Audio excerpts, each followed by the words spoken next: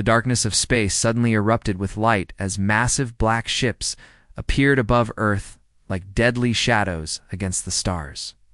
These weren't the round flying saucers from old movies. These were angular monsters of metal and crystal that seemed to drink in the light around them. Admiral Kethver pressed his clawed hands against the viewing window of his flagship. Below him, the small blue planet turned slowly, completely unaware of what was about to happen. He had done this dance hundreds of times before. Show up with overwhelming force, make the demands. Watch the primitives surrender. It was almost boring now. "Sir, the scans are complete," said Commander Vextel, his reptilian eyes scanning the data streams. "Basic carbon-based life forms. They've barely made it to their own moon. This should be over in days, not weeks." Kethver nodded. The hegemony had been conquering worlds for 1,000 years. They had the process down to a science. Arrive with ships that blocked out the sun, broadcast the ultimatum, wait for the inevitable surrender. Most species chose to live as slaves rather than die as free beings. On Earth, President Hyunwoo stood in the Seoul Command Center, watching the impossible sight through reinforced glass. Alien ships hung in the sky like storm clouds that would never rain. Around the world, leaders were connecting through secure channels, their faces appearing on screens throughout the command room. "How much time do we have?" asked Chancellor Mingi from her bunker in Berlin, Major Dowen. The communications officer was about to answer when every screen on Earth lit up at once. The same face appeared everywhere in Times Square, on phones in Tokyo, on televisions in remote villages. It was clearly not human, with scaled skin and eyes that seemed to burn with their own light. "People of Earth," the creature spoke in perfect English, then repeated the message in every human language. "I am Admiral Kethver of the Hegemony. Your planet now belongs to us. You have 72 hours to surrender completely, or we will destroy you all." The transmission ended. Earth fell silent. President Hyunwon turned to General Giwon. A woman who had spent her entire career preparing for threats that most people thought were impossible. "Start protocol nightmare, sir." Dowen looked confused. "I don't have that in any of our systems." "It's not in the regular files," Juwon said quietly, her fingers moving across a hidden panel that slid out from the wall. "It's been top secret for 40 years. All across the planet, similar scenes were playing out. In deep underground bunkers, old soldiers were opening safes that hadn't been touched in decades. Files marked Species Survival Plan were being pulled from storage. Computer systems that had been waiting in darkness suddenly came to life, in the mountain fortress of NORAD. Colonel Yemen placed his hand on a scanner that required permission from 6 different world leaders. The vault that opened contained plans that no single country had made. These were humanity's plans, blueprints for a war that had been expected since the first. Human looked up at the stars and wondered if something was looking back. The plans had been made during the Cold War, when the world's military minds had gathered in secret to ask a terrifying question. What if the real enemy wasn't other humans, but something from the stars? What if all of humanity's wars had been practice for something much bigger? "They think they know us," General Jiwon whispered, watching the alien ships through the command center's cameras. "They watched our television shows, intercepted our radio signals, studied our history. They think they understand what humans are, don't they?" President Hyenwoo asked. Ji-won smiled, but it was the smile of a predator who had just spotted prey. "They've seen us at peace. They've seen us building cities and making art. They've seen us exploring space and sending messages of friendship to the stars." She pulled up a file that made everyone in the room go quiet. It was titled Human Warfare Analysis Classified Beyond Top Secret. "But they've never seen us hunt," she continued. "They don't know that we evolved from pack hunters who could chase prey for days without stopping. They don't know that we're the only species on our planet that wages war for ideas, not just territory. They don't know that we've spent our entire history learning how to kill things that are bigger, stronger, and better armed than we are." Outside, the alien ships waited patiently. They had given the humans 72 hours to surrender, which was more generous than they usually offered. Most species needed only a few hours to realize the hopelessness of their situation, but deep in bunkers around the world. They were preparing to show the galaxy what happened when you threatened the One. Species that had never stopped evolving, never stopped adapting, and never stopped finding new ways to survive. The 72 hours weren't for surrender. They were for the galaxy's apex predators to wake up and remember what they really were. The alien ships moved into position like pieces on a chessboard. Each massive vessel took its place above Earth's biggest cities: New York, London, Tokyo, Mumbai. From their hulls, smaller ships detached and began descending toward the surface like deadly raindrops.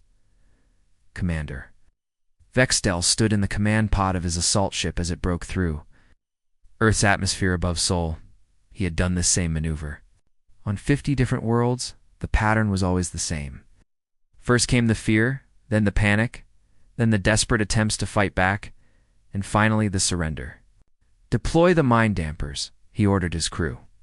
Invisible waves of energy poured from the alien ships, designed to make humans feel hopeless and afraid. It was a weapon that had broken the spirit of countless civilizations before they could even think about fighting back. The drop pods hit the ground with thunderous crashes, sending concrete and debris flying in all directions. Alien soldiers poured out, their advanced weapons ready to face the primitive resistance they expected. But Sol's streets were empty. Not just quiet, completely empty. "Sir, where are all the humans?" asked Lieutenant Murdoch, his weapon scanning. The abandoned buildings. The intelligence report said this city had 10 million people. Vextal frowned. Usually there were crowds of panicking civilians by now. Sometimes there were soldiers trying to set up defensive positions. But This was different. This was silence. The answer came from above, below, and all around them at once. Windows exploded outward as hidden bombs went off in perfect timing. The explosions weren't random. They were carefully planned to push the alien forces into specific areas. Areas that had been prepared for exactly this moment. Dr. Young-Soo lay flat on his stomach in what used to be a popular coffee shop. The building was now a pile of rubble, but it gave him a perfect view of the street below.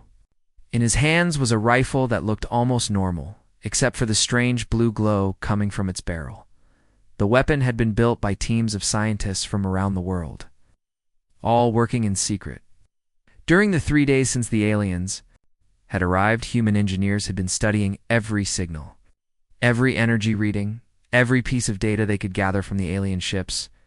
They had learned fast. Through his scope, Young-Soo could see an alien patrol moving down the street. They were being careful, but they were following human tactics, tactics that humans had abandoned years ago. The aliens had studied human military history, but they had studied the wrong parts. "Target in sight," he whispered into his radio. "Biomechanical armor, weak points at the joints just like we thought." The shot was perfect. The alien commander dropped instantly, his advanced armor no protection against a weapon that had been designed specifically to penetrate it. Before the other aliens could react, similar shots rang out from 6 different buildings. The entire patrol was gone in seconds, but the humans didn't celebrate. They were already moving, flowing through the ruins of the city like water, always one step ahead of the alien response. They had trained for this, not for months or years, but for decades. In the sewers beneath the city, Captain Nara led her team through tunnels that had been secretly modified during the construction boom of the 2000s. What looked like normal maintenance passages were actually a hidden highway system that connected every major building in the city. "Remember," she told her soldiers, "we're not trying to win battles. We're trying to learn everything we can about them." Above ground, the aliens were discovering that their technology was being used against them. Every piece of equipment they deployed was being studied, copied, and turned into a weapon. The humans weren't just defending themselves, they were adapting at a speed that defied everything the hegemony knew about warfare. Commander Vextel watched his casualty reports with growing alarm. His forces weren't just taking losses, they were being systematically eliminated by an enemy that seemed to know exactly where they were going to be. "They're not using standard military tactics," reported his intelligence officer. "They're coordinating Without central command, sharing information faster than our computers can track. What the aliens didn't understand was that they were fighting an entire species that had been shaped by millions of years of evolution. Humans had survived ice, ages, volcanic eruptions, and countless other disasters by learning to adapt quickly and work together. Every major threat in Earth's history had been overcome by creatures that could change, learn, and overcome. The mind dampers that had broken so many other species only seemed to make humans more focused. Instead of feeling hopeless, they felt determined. Instead of surrendering, they started hunting. In hidden labs beneath the city, Dr. Mingy worked frantically to decode alien power sources. Around her, teams of scientists shared data through networks that the aliens couldn't even detect. Every piece of captured technology was being reverse-engineered at a speed that should have been impossible. "Got it," she announced to her team. "Their shields work on rotating frequencies. If we can time our attacks right, within hours, human forces across the globe were coordinating strikes that completely bypassed alien defenses." The invaders' technological advantage was becoming a weakness as humans learned to use their own weapons against them. The aliens had come to Earth, expecting to find a primitive species that would submit to superior technology. Instead, they found something far more dangerous, a species that had spent its entire existence learning how to survive against impossible odds. The alien ships hung in Earth's sky like metal storm clouds. Something had changed. The confident reports that Admiral Kethfer had been sending to Hegemony Command were getting shorter and more worried. Each day, what should have been a simple conquest was turning into something he had never seen before. Captain Nara moved through the dark subway tunnels beneath Seoul like a ghost. Her boots made no sound on the concrete floors. Behind her, 12 soldiers followed in complete silence, their movements so coordinated they seemed to share the same mind.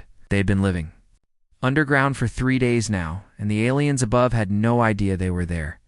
The tunnels weren't just hiding places. They were highways. During the city's construction boom decades ago, engineers had secretly connected every major building through maintenance passages that looked normal but served a darker purpose. The whole city was honeycombed with hidden routes that only humans knew about. Team 2? "What's your status?" Nara whispered into her radio, her voice so quiet it was barely a breath. "In position," came the reply. "Target building secured.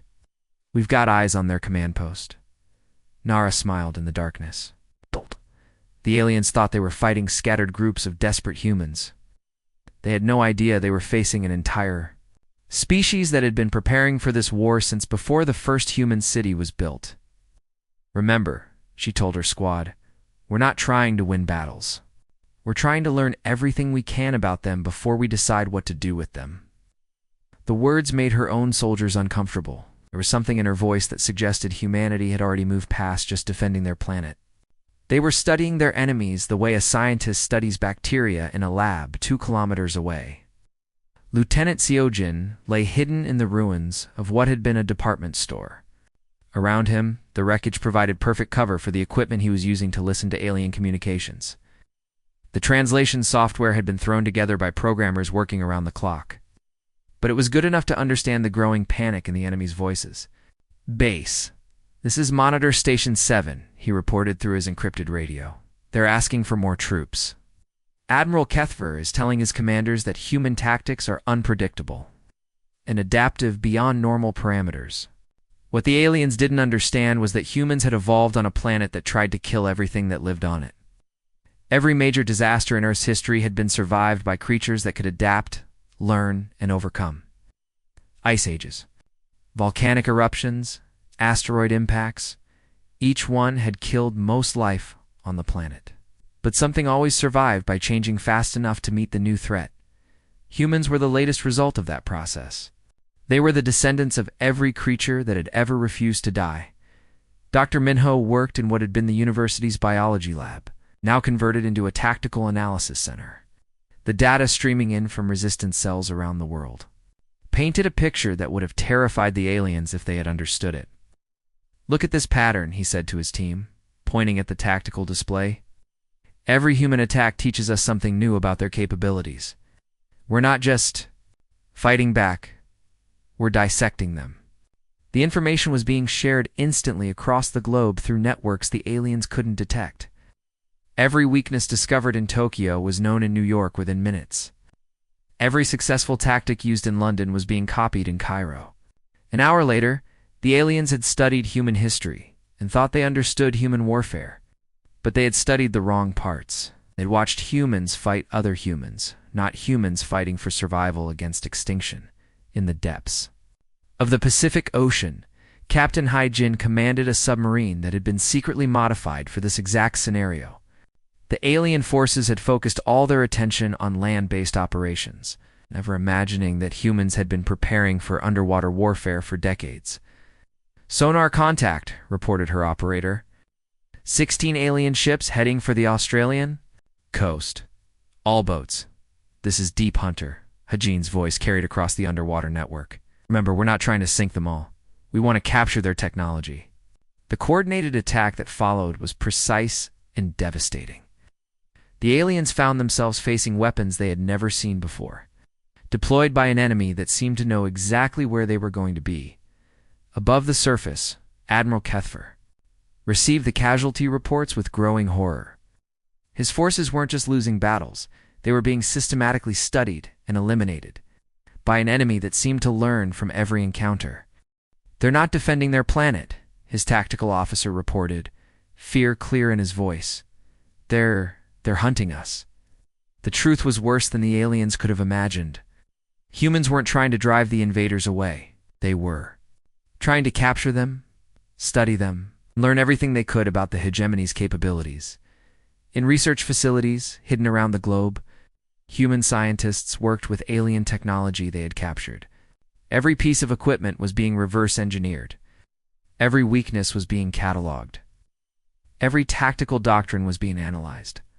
The species that had appeared primitive, helpless, was revealing itself to be something far more dangerous.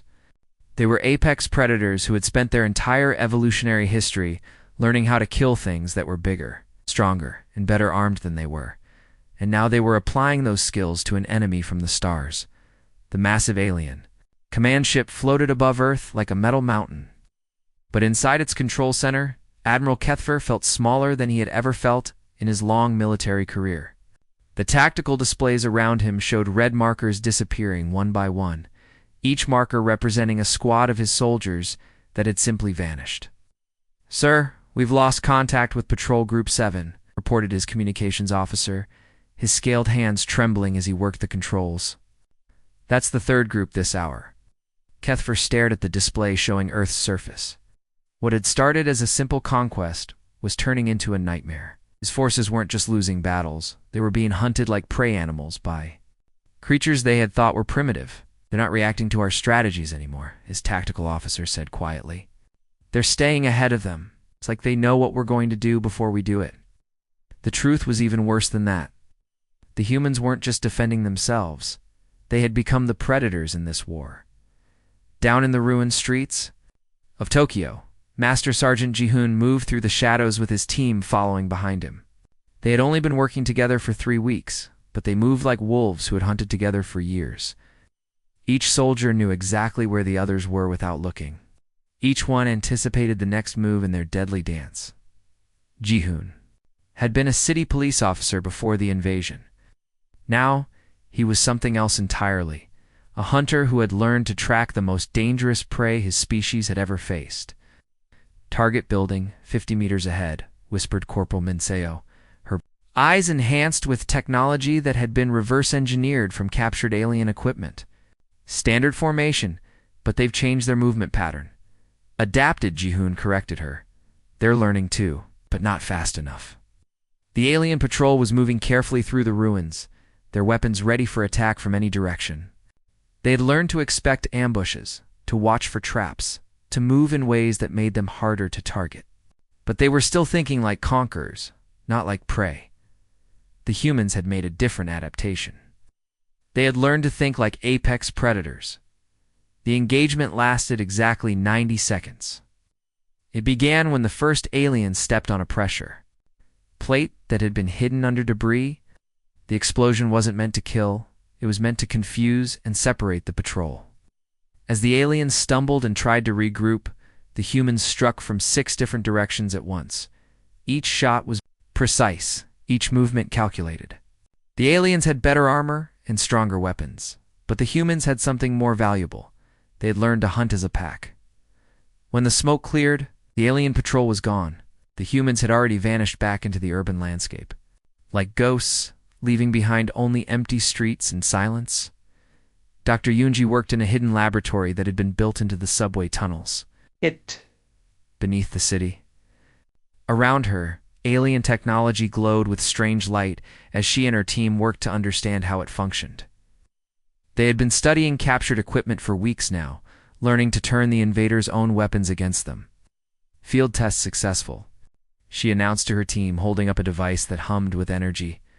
The harmonic disruptor can break through their shield matrix. I'm uploading the specifications to all resistance cells now. Within hours, human forces around the world were using weapons that made alien defenses useless. The technological advantage that had made the hegemony invincible was disappearing as humans learned to match and exceed their capabilities. But the most terrifying thing for the aliens wasn't the weapons. It was the way humans used them. Commander Vextal, one of the few senior officers still alive from the original invasion force, found himself trapped in what had been a human shopping district. His remaining soldiers were being picked off one by enemies they could barely see. They're not using standard military tactics, he reported to the command ship, his voice tight with fear. They're hunting us like animals. But the truth was worse than he knew. Humans weren't using military tactics at all. They were using instincts that had been carved into their species by millions of years of evolution. They were persistence hunters who could track prey across vast distances. Pack hunters who could coordinate attacks without central command. Survivors who could adapt to any environment. Every human on Earth had become a weapon pointed at. The invaders. Private Hunbin lay on the roof of a collapsed building, watching through his scope as another alien search party moved through the street below. His radio crackled with quiet voices coordinating a trap that would close around the aliens like a perfectly timed net. Persistence hunters, he murmured, remembering something from a nature documentary he had watched years ago. We don't have To be faster than our prey, we just have to never stop chasing. The aliens had made a terrible mistake. They had come to Earth expecting to find another species that would submit to superior technology and firepower. Instead, they had found the one species in the galaxy that had never stopped evolving, never stopped adapting, and never stopped learning new ways to survive. Now, the hunters had become the hunted. They were learning what it meant to be prey to Earth's apex predators. Admiral Kethfer stood alone in his command center, surrounded by screens showing the slow destruction of his invasion force. Reports coming in from across Earth made no sense according to everything he knew about warfare. His fleet was being systematically dismantled but not destroyed. His soldiers were disappearing but their bodies were never found. They're not trying to drive us away, he whispered to the empty room. They're trying to capture us. The truth hit him like a physical blow. Humans weren't defending their planet. They were studying his forces like laboratory specimens. Every battle, every skirmish, every encounter had been designed to teach them something new about hegemony, technology, and tactics. The 72 hours of consideration time had never been about surrender. It had been about preparation. Across Earth's solar system, things that had looked like ordinary space stations and mining platforms suddenly revealed their true nature. The species that had appeared barely capable of reaching their own moon had been quietly building a military network that stretched from the sun to the outer planets. Captain Hound had been living on the orbital platform hidden in the asteroid belt for 15 years. To anyone watching from a distance, it looked like a simple mining operation. But beneath the disguised exterior was one of the most advanced weapons her systems ever built by human hands. When her communications panel lit up with the activation signal, her crew moved with the smooth precision of people who had been preparing for this moment their entire lives. They had trained in secret, lived in isolation, and waited for the day when humanity would need them. All stations, this is Haven Base, she announced over the hidden network that connected dozens of similar installations. Project Prometheus is live. Repeat, Prometheus is live. Around the solar system, weapons that had been disguised as civilian infrastructure came online. Asteroid mining platforms revealed themselves as massive railgun batteries. Communication satellites transformed into electronic warfare systems. Even the International Space Station had been secretly modified with weapons that could disable alien ships without destroying them. The alien fleet found itself surrounded by firepower they had never detected. But the most terrifying thing wasn't the weapons themselves, it was their purpose. The humans weren't trying to destroy the invasion force, they were trying to capture it intact. General Jiwan watched from the Seoul Command Center. As the final phase of humanity's plan unfolded, the aliens had built their empire on two foundations: technological superiority and psychological dominance. By capturing their fleet instead of destroying it, humans would remove both advantages at once. "Open a channel to the alien flagship," she ordered. Admiral Kethfer's reptilian face appeared on the main screen, his eyes wide with something that might have been fear. "What do you want?" he demanded. "We want to talk," Giwan replied calmly. "Your empire is built on the idea that you're stronger than everyone else, that you have better weapons, better ships, better technology. But what happens when that's not true anymore?" Around the alien fleet, human ships began to appear.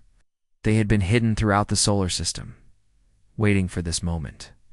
But these weren't the primitive vessels the aliens had expected. These were ships built using technology that had been reverse-engineered from captured alien equipment and improved upon by human ingenuity. Dr. Sujin worked frantically in the research station built into the moon's surface. For weeks, she and her team had been studying every piece of alien technology they could capture. Now they were broadcasting their findings to every corner of the galaxy. "Transmission complete," she announced. "Every species in hegemony space now knows exactly how their technology works, and more importantly, how to defeat it." The psychological warfare that had kept the hegemony's empire together for 1,000 years was crumbling. When word spread that humans had not only defeated the invasion, but captured the entire fleet, other conquered species would realize that their oppressors were not invincible. "You see," General Juwan continued, her voice carrying across space to the alien commander, "we're not just defending our world. We're going to liberate yours." The alien ships began powering down their weapons, their crews realizing that resistance was futile. But Admiral Kethfer understood that surrender was not the end. It was the beginning of something far worse for the hegemony. "Why?" he asked, his voice barely a whisper. "What? Why not just destroy us?" "Because," G1 replied, "we know about your empire. We know about the hundreds of worlds you've conquered. We know about the billions of beings you've enslaved. We've decided that the galaxy has been in chains long enough." Human ships began following the captured alien vessels as they retreated toward hegemony space. But they weren't going as conquerors. They were going as liberators, carrying the knowledge and technology needed to free every world the hegemony had enslaved. The last entry in Admiral Kethver's log was a warning that would echo through hegemony space for generations. Species classification, terminal threat, designation, human, recommendation, avoid at all costs. They do not seek conquest. They seek to break chains. And they have decided that freedom is worth fighting for. Earth's children were coming to the stars, not to build an empire, but to tear one down. The galaxy was about to learn what happened when you threatened a species that had never learned to submit. The age of chains was ending. The age of freedom was about to begin.